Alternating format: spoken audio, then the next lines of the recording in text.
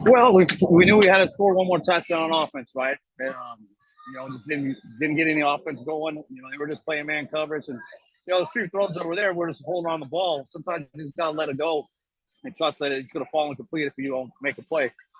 Man coverage, not everybody's gonna be butt naked, right? So thought we forced the one into bars. We had a different deal, but we had too many missed throws and the turnovers cost us. I imagine too, not every game goes down to one play.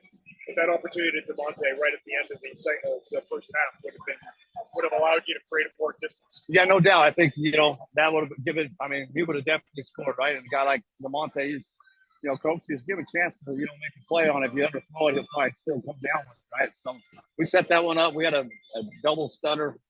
Felt like they would think we're running a stutter comeback, and that was unfortunate.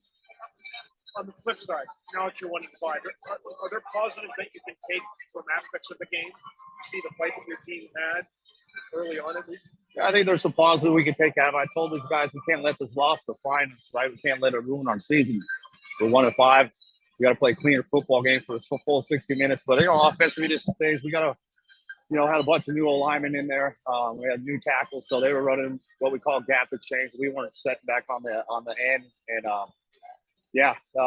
it's unfortunate. But there's some things we can take positively, but we got to play a full 60. What's the mentality you have now going into it? Because this is something as a head coach you're not used to with this organization. What do the next few weeks have to look like? Yeah, well, we came into this. We said we got, this one's going to be a tough one. Obviously, Winnipeg back-to-back's playing good football. So we said, guys, we got to go 1-0. That's our focal point. But we said we got to at least win 2 of the next 3, right? So now our back's against the ball. We got to find a way to win at home this year, and especially we got to win at Winnipeg too. So we're not out of it yet, but it's starting to, build up. We got to get some wins going now. We're going to be out of the race. It's not even hit the finish line. Okay, let's go one question and one follow-up only. Let's start with Dave Morisuti. Dave? Hey, Ryan, just what did you feel changed offensively for you guys in that second half after that touchdown in the third quarter? Yeah, we had that first drive, we had touchdown, and we had the one I thought was a tough call on Peter when we had our gap scheme. They called him for holding. We get 20-yard run, and now we're 1st and 20, so that drive kind of stalled there. And then the drive before the fumble, we had some guys open. They were playing man coverage. We got to get the ball out of our hands, not hold it. So, they just played man coverage and, wouldn't let us run our RPO game, and we had to beat them throwing it. And defensively, it felt like the defense, was doing a pretty good job. But what did Montreal do there late that kind of made it a tough for your defense to adjust? Well, they were running a lot of zone read, right? We weren't doing a good job, keeping our edge, right? We were letting them get out there and get on the edge. Now he's got time to find receivers. We got to keep him in the pocket a little bit more. He scrambled and, ad-libbed and made some plays outside the line of scrimmage. But, at the same time, offense got to score some points. Defense was on the field the whole second half. But we got to find a way to make it stop. All right. Thanks, Ryan. Safe travels. Let's go to Griff Bordignon. Griff? Ryan, obviously, besides a tough result tonight, what has it been that you saw with Nick just from the first time you guys were here a few weeks ago to now that's really changed about his game? Well, I think he's, doing some good things, right? There's just certain plays we can't have that we want back, right? So, the fumble, we can't have that down there, right? I mean, at the very least, we punt, and then they got to go down and score with not a lot of time left, right? And then we give to the ball in the 20. That can't happen, right? We got to have more ball security in the pocket and awareness of the game situation. And then just with the overall moving past this one, with the tough result, how do you guys move past it now where you have a little bit extra time between now and Winnipeg next Saturday night? Yeah, I mean, like I said, we can't let the loss define us, right? We can't let it ruin our season to this stage. But at the same time, we got to start playing better football. And, we got to practice better. And, offensively, the details, right? Just like the corner ball that got picked at the end, we have a 6-yard drag route. Well, that's our haunt. And Nick looks to throw it. Well, the receiver broke it on the line of scrimmage. He couldn't get it to him. So then he just threw up the corner ball, without seeing the corner that made the play on it, right? So those are the little details that are costing us right now. I appreciate it, Ryan. Safe travels. Last questions to Frank Stanici. Vital gave you some good play there. Speak to his game. Kevin, he's playing good football. He's going up and getting it. I thought our receivers fought hard. Brissett made a great catch on the one out on our sideline. Kevin is getting better every week, right? If we clean up some of the route technique, he's going to be a real special player, but he's already a good player. The lights are on. He'll make a few mental mistakes, but the lights are on competitively.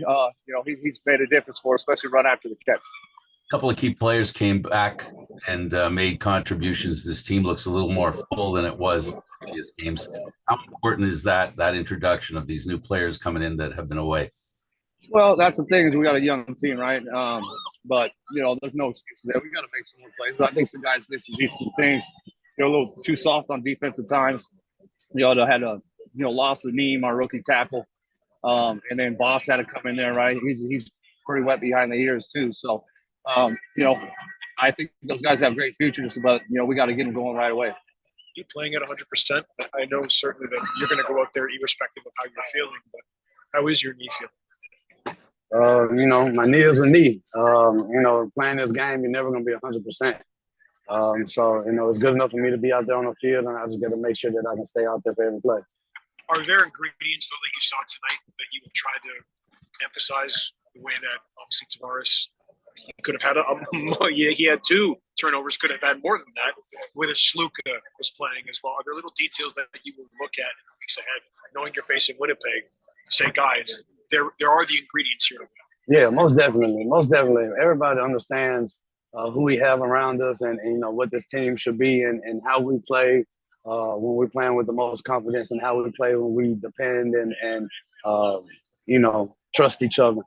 And you saw spurts of that tonight, but it's got to be a full game thing where we continue to do it and just live in that confidence and live in that understanding that this is who we are, and everybody else wants to be us, and we got to understand that the target is on our back and we won't want it any other way. No matter if we're 1-5, no matter if we're 5-1, everybody still wants to come out and beat Toronto. So we got to understand that going into the games, man, and just play with that confidence. Knowing the standard that you set in this organization, how does 1-5 sit with you right now? I don't know how to feel like a loser. So, man, it's back to work. Wynton, just wanted to ask, obviously I know it's your first game back, but after a game like tonight, what is your main message to the guys in the room? Man, we got to continue to be special. We got to continue to be a team. We got to continue to grow. Man, we did a lot of good things tonight, but then we did some things that we kind of let slip between our hands, and we lost a little detail and a little focus in that. It's just one of those things, man. We just got to make sure that we can maintain our focus for 60 minutes. And then just a follow-up for me, obviously you guys have a little bit of time now between now and Winnipeg. How do you take everything from tonight, just put it behind you, and then move forward to next week? Simple. That's just being a pro. That's just understanding that this game is going to have ups and downs. There's going to be wins. There's going to be losses.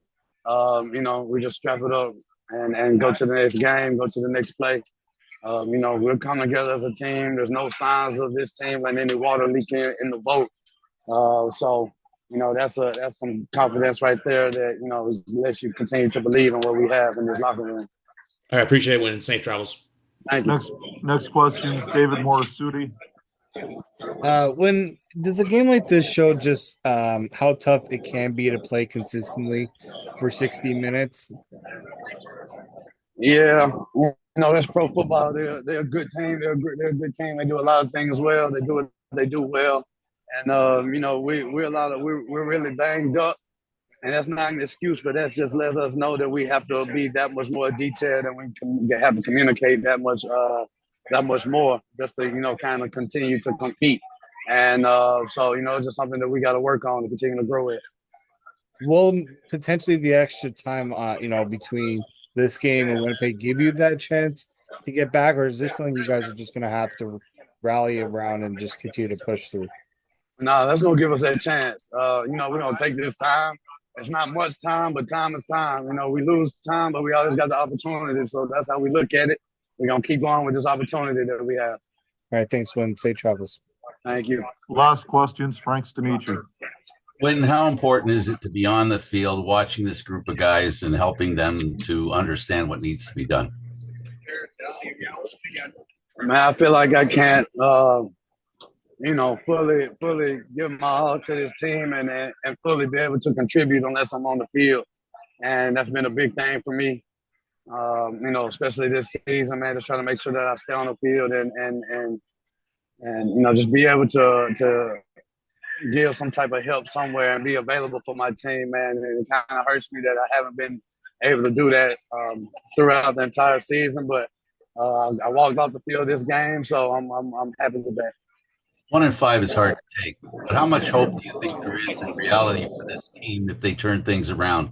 The CFL is pretty interesting going down the road. Yeah, we never feel like a loser. I don't know how to feel like a loser. So, man, let's just strap it up and let's do it, man. We got next game. We got Winnipeg next, so we just lace them up and go back to work. Nick, where do you feel like things kind of turned against you in that second half there?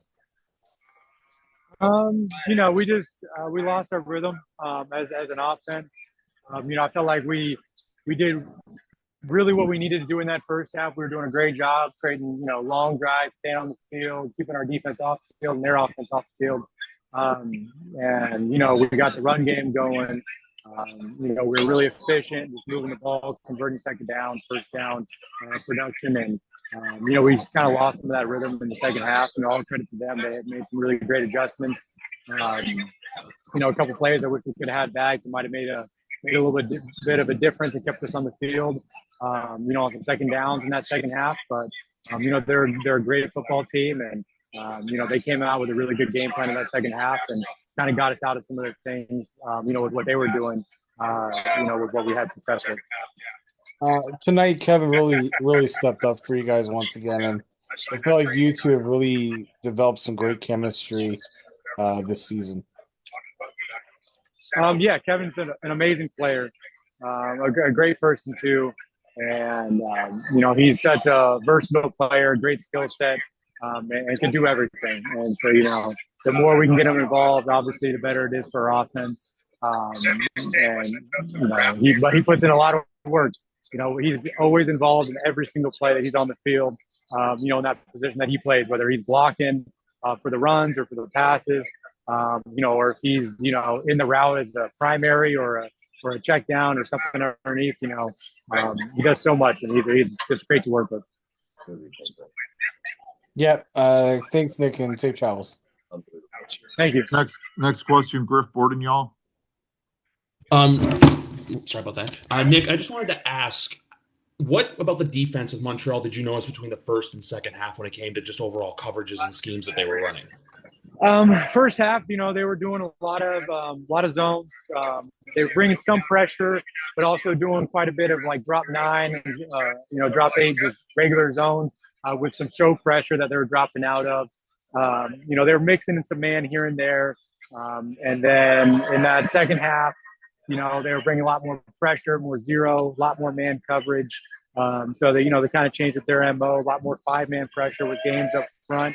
And credit to them for making those kind of adjustments. They played really well.